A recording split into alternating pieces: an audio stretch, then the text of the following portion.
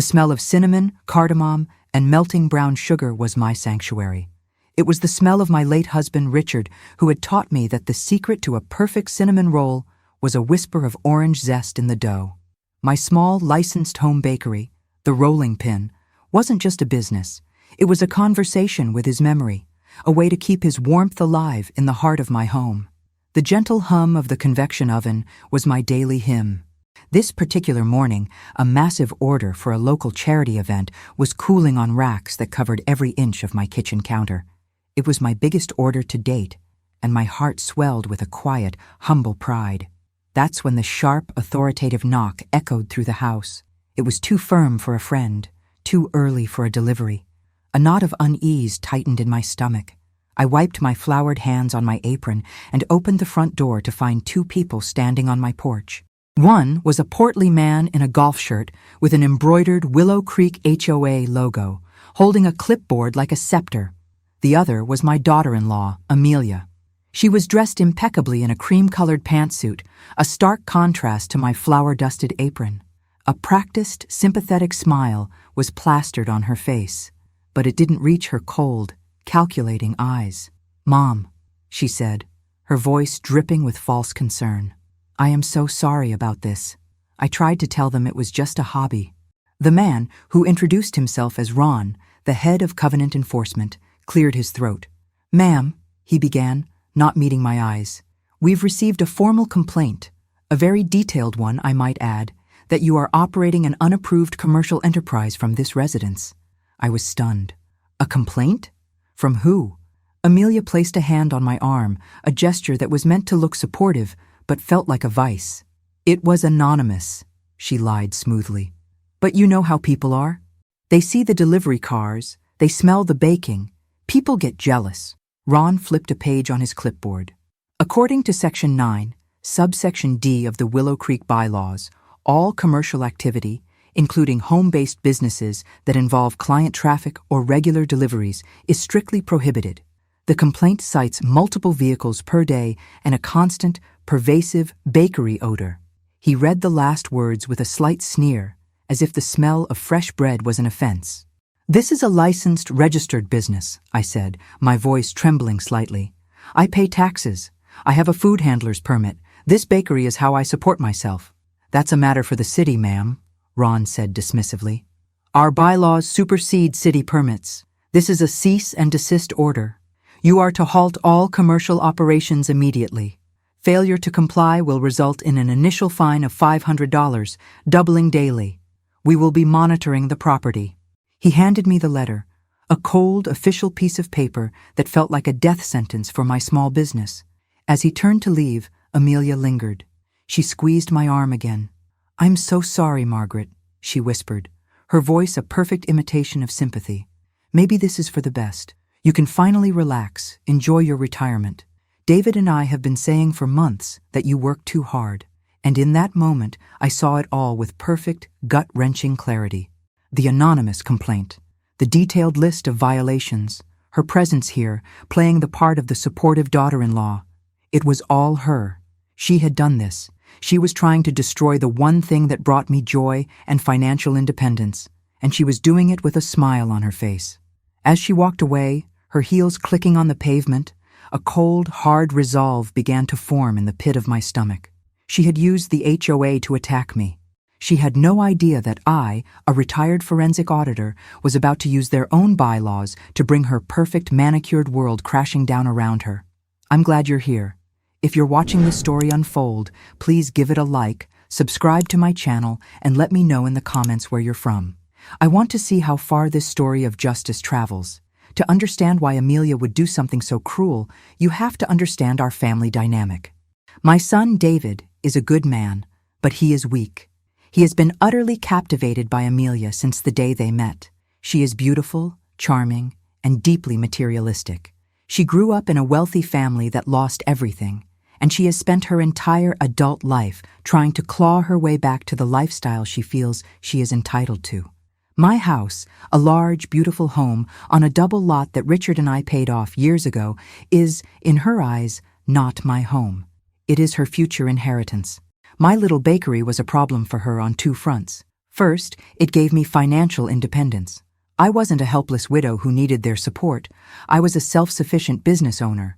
This meant I wasn't likely to sell my house anytime soon, to downsize, and give them a little advance on their inheritance, something she had hinted at on more than one occasion. Second, she saw my simple, fulfilling life as a judgment on her own. My joy didn't come from designer handbags or luxury cars. It came from creating something with my hands. She couldn't stand it. She saw my happiness as a quiet rebellion against her value system. After I closed the door, the triumphant smell of my cooling cinnamon rolls now seemed to mock me. I had to make a dozen phone calls, canceling the charity order, refunding deposits, and explaining to my loyal customers that the rolling pin was closed indefinitely.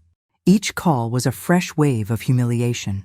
My reputation, which I had built with years of hard work and honest dealing, was being dismantled by a lie.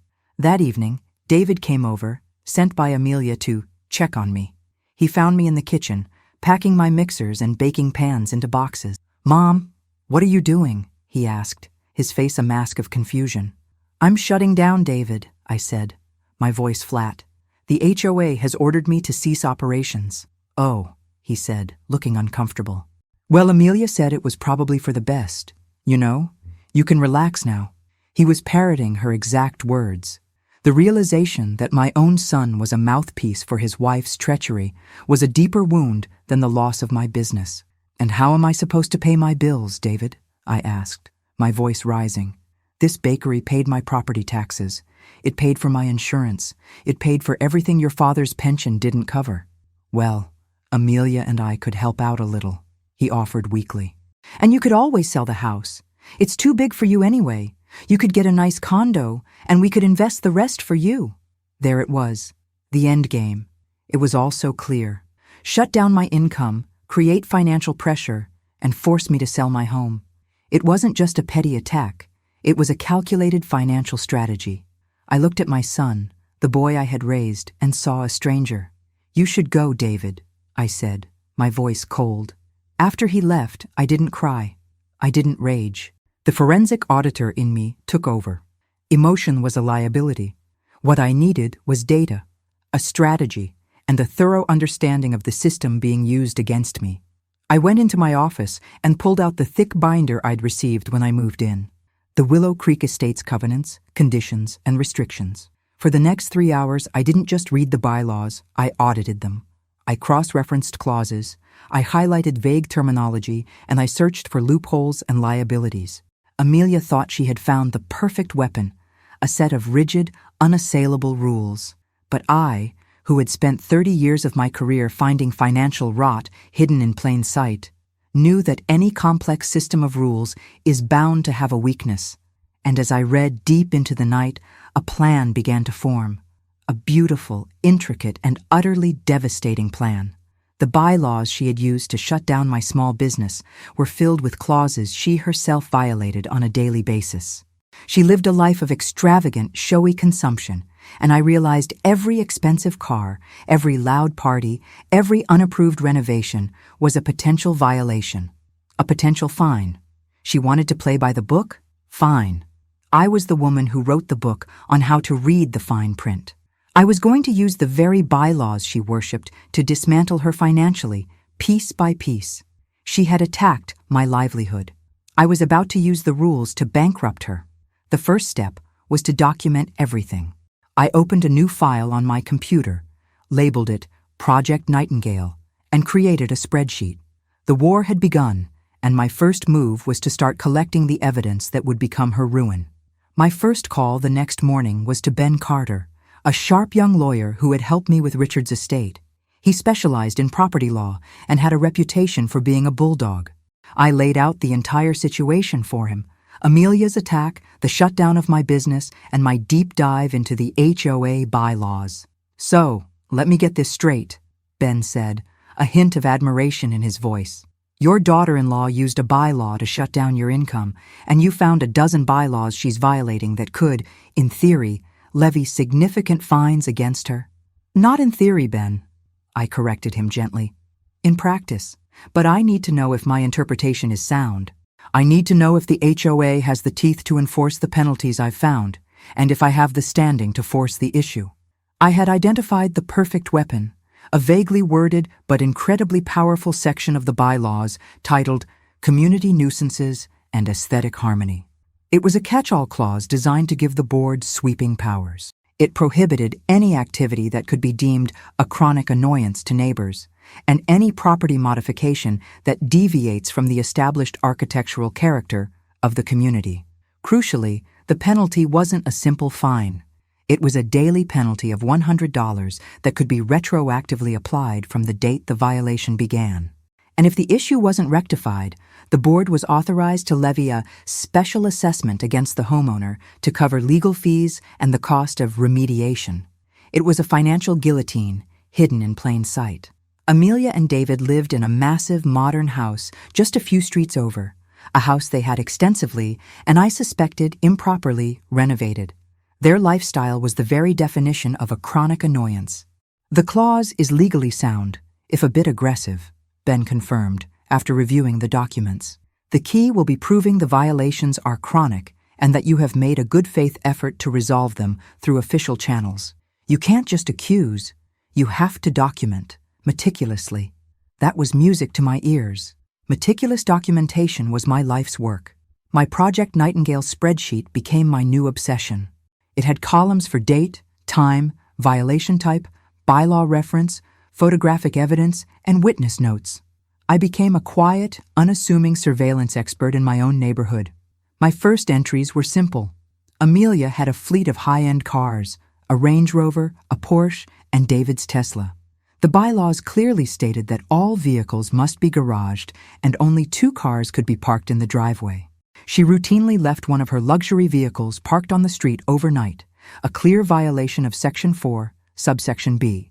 I went for a walk every evening just after dusk, my phone in my pocket.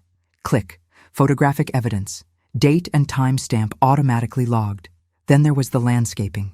Last spring, Amelia had hired a team of designers to rip out the builder-grade shrubs and install a stark, minimalist rock garden with sharp, angular sculptures and exotic, non-native grasses. It was a dramatic statement, and it was also a flagrant violation of Section 6, which required all landscaping changes to be pre-approved by the Architectural Review Committee. I knew for a fact she hadn't submitted a plan, because I had asked her about it at the time, and she had just laughed. "Oh, it's better to ask for forgiveness than permission," she'd chirped. That single sentence went into my witness notes, but the real goldmine was her constant entertaining. Amelia loved to be the center of attention. They hosted loud, lavish parties at least twice a month. The music would blast until the early hours, and guests would park all over the neighbors' lawns. This was a clear violation of the Community Nuisance Clause. I didn't even have to leave my house for that one. I could hear the thumping bass from my living room. I bought a decibel meter and started taking readings from my property line. 95 decibels at 1 a.m. See audio file. To bolster my case, I started talking to her direct neighbors. I baked a peace offering of simple, non-commercial muffins and took them to the elderly couple who lived next door to her, the Harpers. "I just wanted to apologize if my little bakery ever caused a disturbance," I said innocently. Mrs. Harper waved her hand. "Oh, goodness, no, dear. A bit of cinnamon in the air was a delight. Now, that racket from next door, that's another story. And the floodlights, it's like living next to a football stadium." Amelia had installed commercial-grade architectural lighting that illuminated her entire house and half of the Harper's bedroom all night long. Another violation. Mr. and Mrs. Harper became my willing, if unwitting, intelligence sources. While I was quietly building my arsenal, Amelia was escalating her own war. She had tasted power, and she wanted more. She managed to get herself appointed to the HOA's most feared subcommittee, the Covenant Enforcement Committee, the very committee that had shut me down. From this new perch, she began a reign of terror. She fined a family for having a child's plastic slide in their backyard. She sent a warning to another for having a political sign on their lawn 2 days after the election. She was an absolute tyrant, wielding the bylaws like a club. And every move she made, every bit of ill will she generated in the community, played directly into my hands. She was alienating the very people who would soon be asked to judge her. My file grew thicker by the day. I had photos, audio files, sworn statements from the Harpers, and a detailed log of every transgression. I was building a case so airtight, so overwhelmingly documented, that by the time I was ready to present it, it would be undeniable. Amelia thought she was the predator, circling her prey. She had no idea that I, the quiet, retired auditor, was the one setting a perfect, inescapable trap. She was so busy enjoying her power trip, she never even thought to look at her own vulnerabilities. She was about to learn a very expensive lesson. Those who live in glass houses, especially unapproved, architecturally non-compliant glass houses, shouldn't throw stones. The first phase of my audit was nearly complete. The next phase would be to submit my findings and let the slow, grinding gears of HOA justice begin to turn. After 3 weeks of relentless, methodical documentation, my Project Nightingale file was no longer just a collection of grievances. It was a damning indictment. I had photographic evidence of 21 separate overnight street parking violations. I had a signed affidavit from the Harpers detailing 14 instances of excessive noise and light pollution. I had the official minutes from the Architectural Review Committee meetings for the past year, showing a complete absence of any submission or approval for Amelia's extensive and non-compliant landscaping. I was ready. My strategy, as advised by my lawyer Ben, was not to launch a frontal assault. A direct emotional complaint from me would be too easily dismissed as a personal vendetta. Instead, I would use the HOA's own bureaucratic process against them. I would become the model resident, calm, procedural, and impeccably thorough. I would poison Amelia with the very system she held so dear. My first official move was to file 3 separate formal complaints. I submitted them on 3 consecutive days, each one on the official HOA complaint form I downloaded from their website. Each complaint was sterile, devoid of emotion, and focused on a single clear-cut violation. Complaint number 1 was regarding the overnight street parking. I attached a log of every violation, complete with dated and time-stamped photographs for each instance. I cited the specific bylaw and requested that the board take immediate enforcement action. Complaint number 2 detailed the unapproved landscape modifications. I attached photos of the original builder-grade landscaping from the real estate listing and contrasted them with current photos of her bizarre rock garden and alien-looking sculptures. I included a copy of the committee minutes proving no submission had ever been made. Complaint number 3 was the community nuisance filing. This was the big one. I attached the decibel readings, the signed statements from the Harpers regarding the floodlights, and a log of every late-night party, complete with notes on guest vehicles parked on neighbors' lawns. I submitted each one digitally, ensuring I received a time-stamped confirmation receipt. I CC'd the entire board of directors, the management company, and my lawyer, Ben. I wanted a full, transparent paper trail. Now the ball was in their court.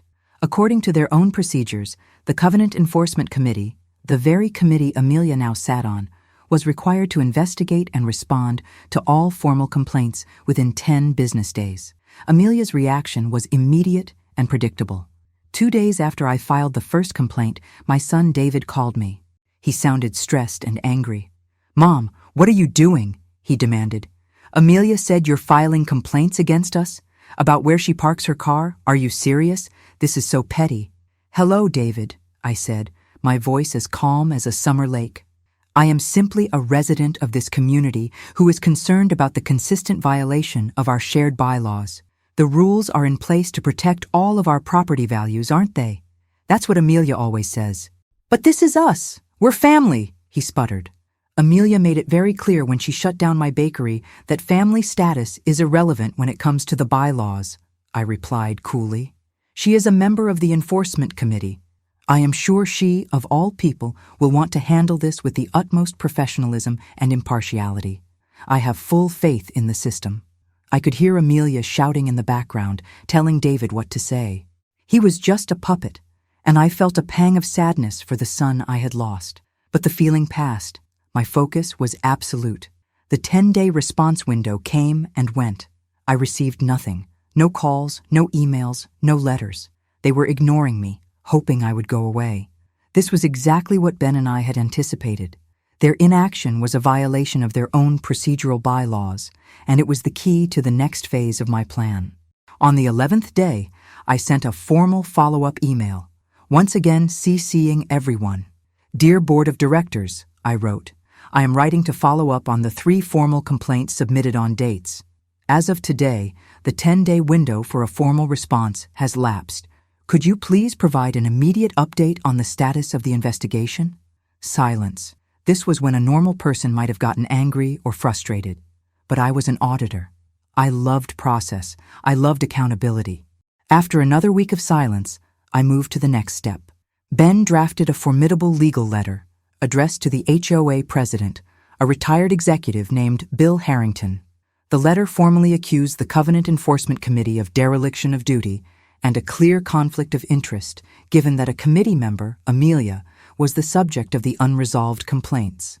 The letter demanded that the full board of directors take over the investigation and that Amelia be required to recuse herself from all discussions and votes on the matter. It ended with a clear threat. If the board failed to act, we would file for arbitration, a costly legal process that the HOA would be forced to pay for. That got their attention. An emergency board meeting was called. I wasn't invited, but I didn't need to be. The Harpers, who had become my secret weapon, gave me a full report the next morning. Apparently, the meeting was a firestorm. Amelia had thrown a fit, accusing me of a vindictive campaign of harassment. She tried to play the victim, the dutiful daughter-in-law being persecuted by her bitter mother-in-law. But my evidence was too meticulous to ignore.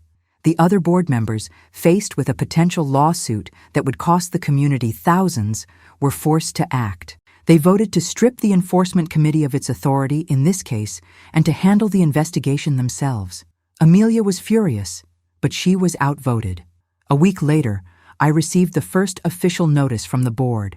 It was a warning letter addressed to David and Amelia, citing the street parking violation. It was a slap on the wrist. They were still trying to placate Amelia to minimize the damage, but it was a start. It was an official acknowledgement of wrongdoing. It was the first crack in her armor. Amelia, however, was too arrogant to see the danger. She saw the warning letter as a victory. She thought she had weathered the storm. That weekend, to celebrate, she threw another one of her massive parties. It was louder and lasted longer than ever before, a defiant middle finger to me and the entire neighborhood. I sat in my office, listening to the thumping bass rattle my windows. I took a decibel reading, 102. I logged the time. I took photos from my upstairs window of the dozens of cars illegally parked up and down the street. I even saw Amelia, drink in hand, laughing on her front lawn as one of her guests drove their sports car over the corner of the Harpers' perfectly manicured lawn. The next morning, I filed a new complaint, complete with a fresh mountain of evidence. I attached a note. It appears the initial warning has not been effective. I trust the board will now proceed to the next level of enforcement as outlined in our bylaws. The next level was fines. Daily, compounding fines. She thought she was celebrating a victory. In reality, she had just handed me the ammunition I needed to escalate the war to a whole new and very expensive level. The audit was proceeding perfectly. The board, now under immense pressure and legal scrutiny, could no longer treat my complaints as a minor annoyance. My new complaint, documenting the flagrant disregard for their initial warning, forced their hand. A week later, a certified letter arrived at Amelia and David's house. The Harpers saw the postal worker deliver it and called me immediately. This one wasn't a warning. It was an invoice. The first fine was for $500, covering 5 documented instances of noise and parking violations from her victory party. The letter stated in no uncertain terms that further violations would result in the daily fines stipulated in the Community Nuisance Clause. I had hoped this financial sting would be a wake-up call for my son, David. I thought that surely, faced with a concrete financial penalty, he would see the foolishness of Amelia's defiant stance. I was wrong. That evening, he came to my house, not with an apology, but with a checkbook. "Here," he said, shoving a check for $500 into my hand. "Is this what you want? Are we done now?" I looked down at the check. It was drawn on their joint account. "I don't want your money, David," I said calmly, holding the check out to him. "I want the bylaws to be followed, the same bylaws that were used to take away my livelihood."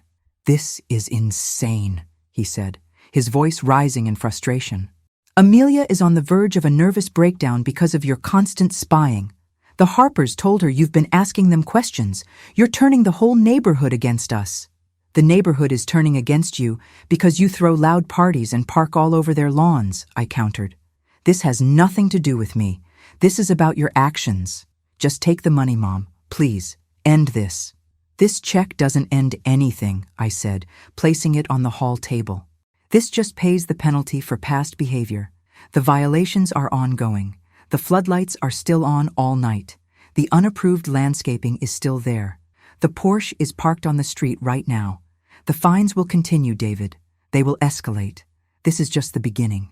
He stared at me, his face a mixture of anger and disbelief, and then stormed out, leaving the check on the table. He didn't understand. He thought this was a simple transaction, that my hurt could be bought off. He couldn't grasp that I wasn't after $500. I was engaged in a systematic financial dismantling, and this was merely the first small withdrawal. Amelia, predictably, doubled down. She saw the fine not as a warning, but as a declaration of war. She couldn't attack me directly through the HOA anymore, so she started a campaign of petty harassment. My newspaper would go missing from my driveway. I started getting subscriptions to magazines I never ordered. One night, a dozen pizzas were delivered to my door, which I had to refuse and send away. It was childish and pathetic, and I documented every single instance, adding it to a new tab in my spreadsheet labeled harassment. Meanwhile, I continued my quiet, relentless work. I filed a new complaint every single week, like clockwork. Each one was professional, documented, and irrefutable. Week 1. Street parking violations on Monday, Wednesday, and Thursday. Photos attached. Week 2. Architectural floodlights. Decibel readings of the generator hum and light spill measurements attached. Week 3. Continued presence of unapproved landscaping. The fines began to stack up. After the initial $500, the board, following the bylaws to the letter to protect themselves from my legal threats, started issuing the daily penalties. $100 a day for the landscaping, $100 a day for the lighting. Each week, a new invoice was sent via certified mail to their house. By the end of the first month, they had accumulated over $3,000 in fines. By the end of the second month, they were looking at close to $10,000. The beauty of the special assessment clause I had discovered was that these weren't just bills they could ignore. Unpaid HOA fines could be attached as a lien on their property. It was a debt they could not escape. The financial pressure began to show. The parties stopped. The expensive cars were almost always crammed into their 3-car garage or parked neatly in the driveway. The floodlights were turned off. From the outside, it looked like they were finally complying. But the single biggest violation, the one with the largest potential financial penalty, remained: the unapproved landscaping. Ripping out that rock garden and replacing it would cost them at least $20,000. It was a monument to Amelia's ego, and she refused to tear it down. So the $100 daily fine for that single violation continued to tick away, a silent tax on her pride. I knew she was looking for a way out, a loophole, and she thought she found one. The bylaws stated that any major architectural or landscaping installation that remained on a property for 5 years without a complaint was automatically grandfathered in and exempt from removal. Her installation had been there for nearly 4 years. Her strategy became clear. She was going to try and wait me out, to endure the daily fines for another year until the 5-year mark passed, at which point the violation would vanish. It was a costly strategy, but one she was willing to pursue. She was gambling that she could absorb the $36,500 in fines over the next year to save her $20,000 garden and avoid the humiliation of admitting defeat. She underestimated me. She thought I was just an angry mother-in-law. She forgot I was a forensic auditor. I don't stop at the surface level. I always dig deeper. I went back to the city's permit office. I didn't look at landscaping permits. I looked at plumbing and electrical permits for her property, and that's when I found it. The key to her total financial ruin. 2 years ago, as part of her backyard renovation, she had an outdoor kitchen and a massive, elaborate water feature installed. The project required extensive new plumbing and electrical lines to be run from the house. To do this, the contractor had to dig a deep trench right through her side yard, severing the roots of a massive 50-year-old oak tree. The tree was technically on her neighbor's property, the Harpers, but its root system extended well into her yard. The city's permit for the work had a specific, legally mandated covenant attached to it. Any digging within the drip line of a protected heritage tree required a certified arborist to be on site to supervise and a root protection plan to be filed. I pulled the file. There was no arborist report. There was no protection plan. She had violated the terms of her city permit. The Harpers' beautiful old oak tree now had a compromised root system. It was a ticking time bomb. This had nothing to do with the HOA. This was a municipal issue, a legal liability. And according to a city ordinance I found, if a protected tree is damaged and dies due to unpermitted work, the homeowner responsible is liable for the full appraised value of the mature tree, which, for a 50-year-old oak, could be upwards of $100,000. I now had 2 wars I could wage: the HOA war of 1,000 cuts and the municipal war of a single fatal blow. Amelia was so focused on the battle for her rock garden, she had no idea her entire financial foundation was about to be washed away by a flood she never saw coming. Holding a copy of the city permit violation was like holding a royal flush. It was a winning hand, but the key to a truly devastating victory is not just having the best cards, it's playing them at the perfect moment. I could have gone to the city immediately, but that would have been a single, clean strike. My plan was more intricate. I wanted to create a situation where Amelia's own pride and arrogance would force her to walk deeper into a trap of my design. The HOA battle over the rock garden was the perfect bait. My next step was to gently and anonymously enlighten the Harpers about the potential danger to their beloved oak tree. I couldn't be seen as the source of the information, as it would dilute its impact. So, I took a different approach. I discovered a community workshop on protecting urban trees hosted by the city's Parks Department. I printed out a flyer and took it over to the Harpers, along with a batch of my strictly non-commercial lemon poppy seed muffins. "I saw this and thought of your magnificent oak, Martha," I said, handing Mrs. Harper the flyer. "It's the grandest tree in the whole neighborhood. I'd hate for anything to happen to it." It was a seed planted in fertile ground. The Harpers adored that tree. Richard and I had often sat with them under its sprawling canopy on summer evenings. A week later, Martha Harper called me, her voice trembling with a mixture of fear and fury. "Margaret, you won't believe it. I went to that workshop and I learned all about heritage trees and root protection. I had a city arborist come out to look at our oak, just to be safe. He said the roots on the north side have been severely compromised. He said it was from digging a few years ago. He said the tree is in distress." "Oh, Martha, I am so sorry," I said, my voice a perfect blend of surprise and sympathy.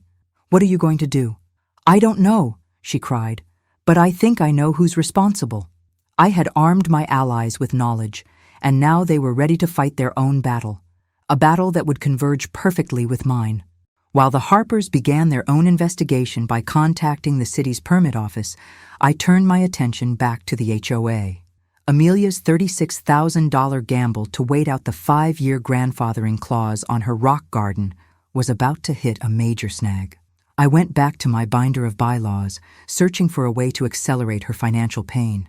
I found it in a section about curing violations. The clause stated that if a homeowner refused to rectify a violation after 90 days of continuous fines, the HOA board had the right, though not the obligation, to take all necessary steps to cure the violation on the homeowner's behalf.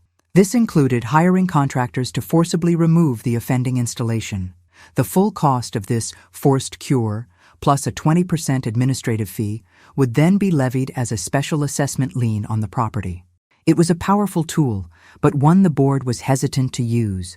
It was expensive and aggressive. I needed to convince them that inaction was the more dangerous option. My opportunity came at the next monthly HOA meeting.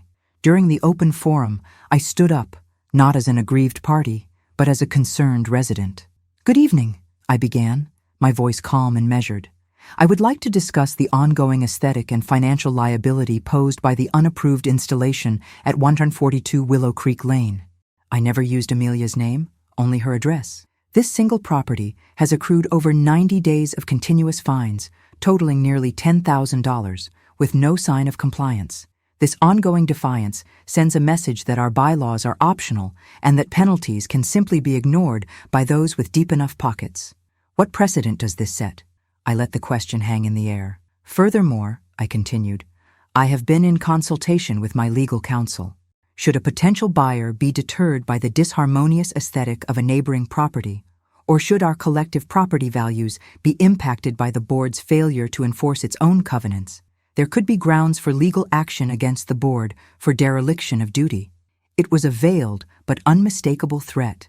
I was telling them that if they didn't act to protect the community from Amelia, I would act to protect myself from them. I saw the board members exchange nervous glances. The HOA's liability insurance was a sensitive topic. My speech, combined with the Harpers' now formal complaint to the board about the potential damage to their tree from the same unapproved renovation, created a perfect storm. The board was now facing pressure from multiple residents and the threat of legal action on two different fronts. Amelia was no longer just a stubborn resident. She was a multifaceted liability. They scheduled another emergency executive session. This time, the outcome was different. 2 days later, a new certified letter was delivered to Amelia's house. It was a notice of intent to cure. It stated that if the unapproved landscaping was not completely removed within 30 days, the HOA would be hiring its own contractor to demolish and remove the installation, with the full cost, estimated at over $25,000 including fees, to be placed as a lien on her home. This was the checkmate move in the HOA game. Her gamble had failed. She could no longer just bleed money through daily fines. She was now facing a massive, immediate bill and the public humiliation of having a wrecking crew show up on her lawn. I knew with every fiber of my being that her pride would never allow that. She would be forced to hire her own crew and pay to tear down her own monument to ego. And just as she was reeling from this financial body blow, the second punch was about to land. The city of Willow Creek, prompted by the Harpers' official complaint and their own arborist's report, sent their own certified letter. It was a notice of municipal code violation regarding the unpermitted damage to a protected heritage tree. It informed her that she was required to pay for a comprehensive tree health and recovery plan, which would involve expensive treatments and years of monitoring by a certified arborist. And it contained the sentence that I knew would be the final nail in her financial coffin. Failure of the tree to recover from the damage will result in the property owner being held liable for the full appraised replacement value. Amelia was now fighting a two-front war. The HOA was coming for her garden, and the city was coming for her bank account. She was trapped, hemorrhaging money and options. She had attacked my small 4-figure bakery. I had responded by orchestrating a multi-front, 6-figure financial catastrophe that threatened the very foundation of her extravagant lifestyle. The convergence of the two legal threats sent Amelia into a tailspin. The confident, untouchable matriarch was replaced by a panicked, cornered animal. The first visible sign of her defeat was the arrival of a landscaping crew at her house. But they weren't there to trim the hedges. They came with jackhammers and a large dumpster. I watched from my kitchen window as they began the systematic demolition of her prized rock garden. The sharp, angular sculptures were hauled away like scrap metal. The exotic grasses were ripped from the ground. It took them 2 full days to reduce her monument of arrogance to a pile of rubble and bare earth. The cost of the demolition, I later learned, was a painful $22,000. It was a bill she had to pay to avoid the even more expensive and humiliating forced cure from the HOA. At the same time, she was forced to hire one of the most expensive arboricultural firms in the state to comply with the city's demands. The tree health and recovery plan for the Harpers Oak was an incredibly expensive multi-year commitment. It involved deep root fertilization, soil aeration treatments, and quarterly inspections. The initial upfront cost was $15,000, with thousands more due each year for monitoring. It was a financial bleed that would not stop. The 1-2 punch of the demolition and the tree recovery plan was financially devastating. I knew from David's occasional strained phone calls that they were in serious trouble. They had to sell the Porsche to cover the initial costs. They canceled their planned vacation to Europe. Amelia's carefully constructed world of effortless wealth was crumbling, and she was in a free fall. It was at this point that my son David finally broke ranks. He came to my house late one evening, looking haggard and defeated. He wasn't there to yell or to defend her. He was there to surrender. "We can't do this anymore, Mom," he said, slumping into a chair at my kitchen table.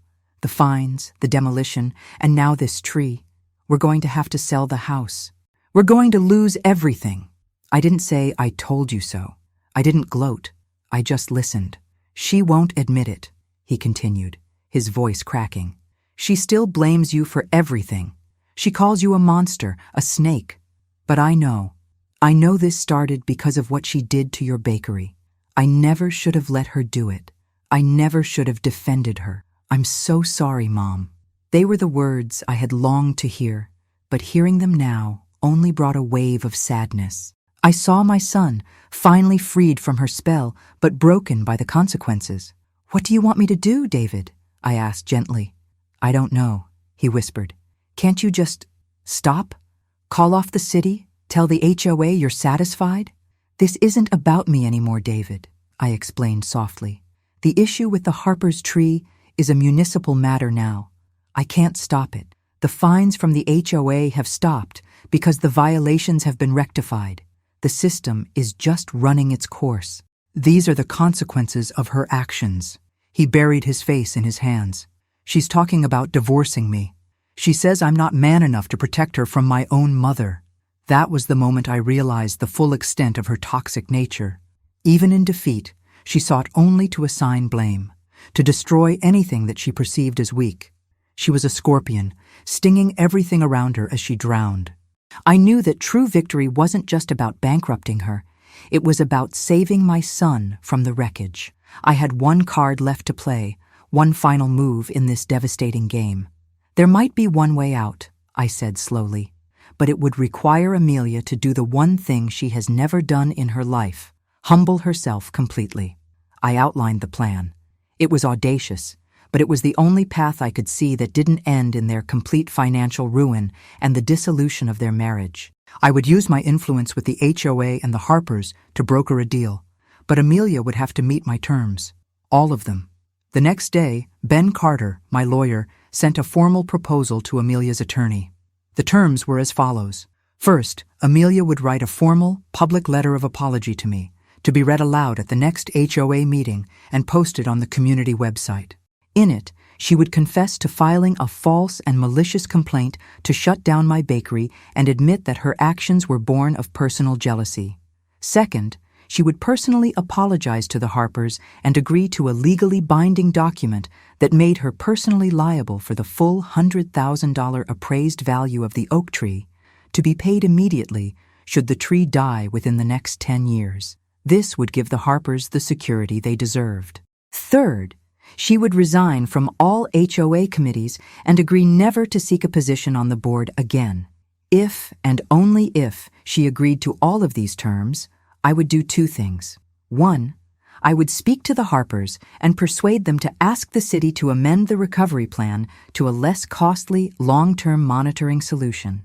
And two, I would propose a financial hardship forgiveness plan to the HOA board. Under this plan, the nearly $20,000 in fines she had accumulated, separate from the demolition costs, would be forgiven.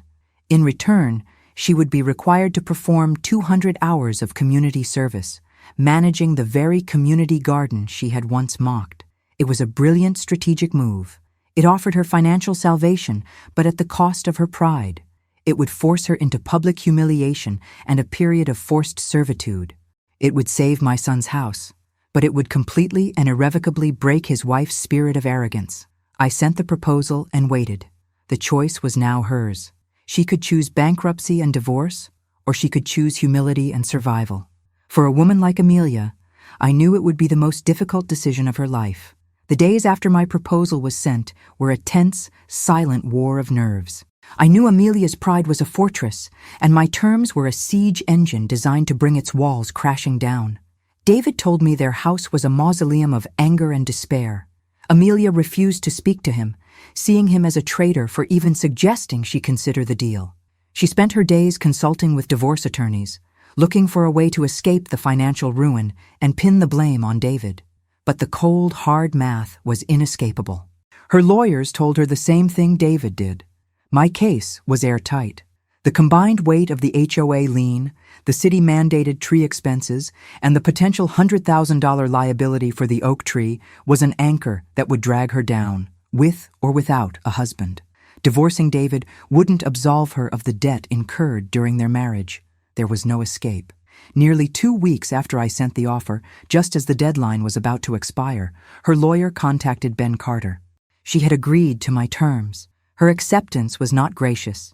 It was the cold, bitter surrender of a general who had been outmaneuvered at every turn. The public reckoning took place at the next monthly HOA meeting. The community clubhouse was packed.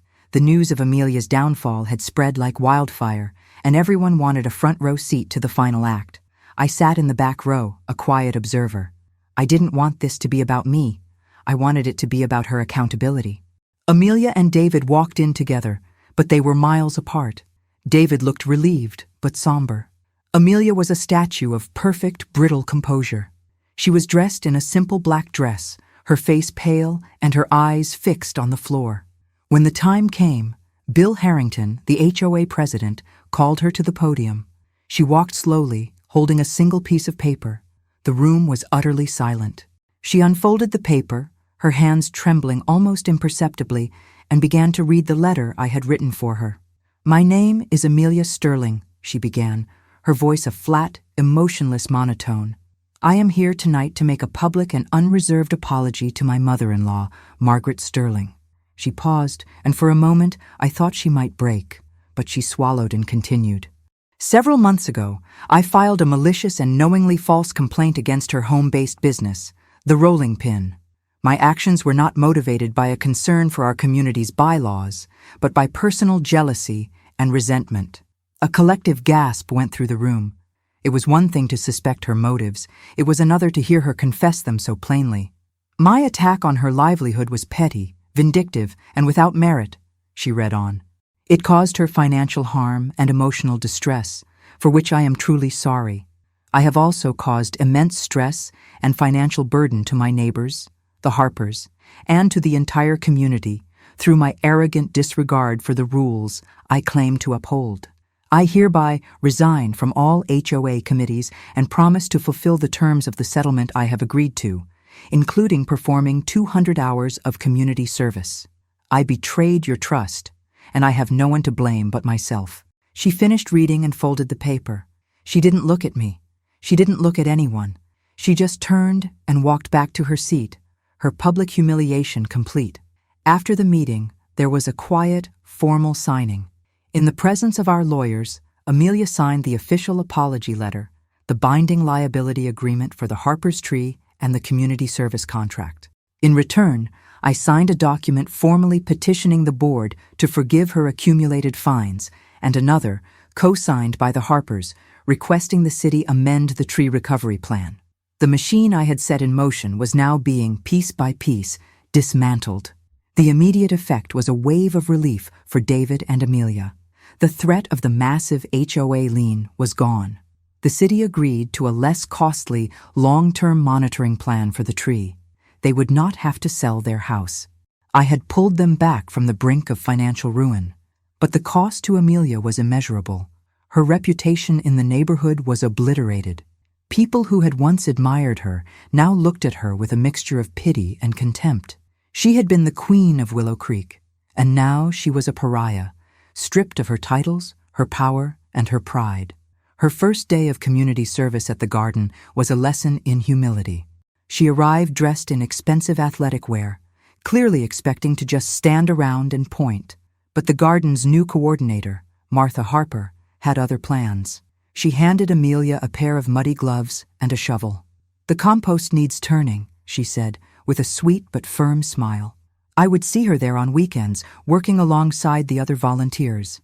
She, who had once been terrified of chipping a nail, was now hauling bags of mulch and digging in the dirt. She rarely spoke, and a permanent, sullen anger seemed to radiate from her. She was doing the work, but she had not yet accepted the lesson. She was paying her debt, but she had not yet found remorse. I had saved my son's marriage and their home, but I knew, with a deep and certain sadness, that I had not saved my daughter-in-law's soul. That was a task that only she could undertake. The following year was one of quiet, forced servitude for Amelia. She completed her 200 hours of community service with a resentful diligence. She turned the compost, she weeded the flower beds, she harvested vegetables for the local food bank. She did the work, but she did it with a wall of ice around her. She and David stayed together, but their marriage was a fragile truce, held together by financial necessity rather than affection. My life, on the other hand, began to bloom again. With the HOA's blessing and the enthusiastic support of the entire community, I reopened the rolling pin. My customers came back in droves. The smell of cinnamon and orange zest once again filled my kitchen, a scent of victory and resilience. I had my independence back, my joy, my purpose. I had taken on a bully and won, not just for myself, but for the entire neighborhood. One crisp autumn afternoon, about a year after the public apology, I was delivering a small order of pies to the Harpers. As I was leaving, I saw Amelia in the community garden, kneeling by a bed of late-season pumpkins. She was alone, her community service hours long since completed. She wasn't just working, she was tending. She gently turned a pumpkin over, inspecting it for blemishes, her movements careful and focused. On a whim, I walked over. I was holding an extra pie, a small apple cranberry one that hadn't been part of the order. She looked up as I approached, her eyes wary, expecting a confrontation or a gloating remark. I didn't say anything. I just held out the pie. "I made too many," I said simply. She stared at the pie, then at my face. It was the first time we had been this close, this alone, since the war had ended. I could see the lines of stress around her eyes, the way her shoulders were permanently tensed. She reached out and took the pie, her fingers brushing against mine. "Thank you," she whispered, her voice raspy, as if the words were foreign to her. "The pumpkins look healthy," I said, gesturing to the vine. She looked down at the pumpkin in her hands. "They need a little more sun," she said, her voice still quiet. "I've been trying to prune the leaves back." It was a simple, normal conversation, the kind of small talk neighbors make every day. But for us, it was a seismic event. It was the first time we had spoken about something other than lawyers, bylaws, or apologies. I nodded. "Well, they look good." I turned and walked away, leaving her there with the pie. It wasn't forgiveness. It wasn't a reconciliation. It was just a small, fragile bridge built across a chasm of hurt. A single apple pie couldn't erase the past, but it could, perhaps, signal the possibility of a different future. I don't know if Amelia will ever truly change. I don't know if my son will ever be truly happy. But as I walked back to my house, the smell of baking still clinging to my clothes, I realized that my victory wasn't about her ruin, but about my own restoration. I had faced down the person who tried to take everything from me, and I had done it not by breaking the rules, but by mastering them. I had protected my home, my livelihood, and my peace. I had learned that sometimes the most intricate problems have the simplest solutions, and that a well-read bylaw, like a well-crafted recipe, can be a powerful tool for justice. Amelia had tried to bankrupt me emotionally and financially, but in the end, she was the one who paid the price, while I was left with the sweet, enduring, and unmistakable smell of victory.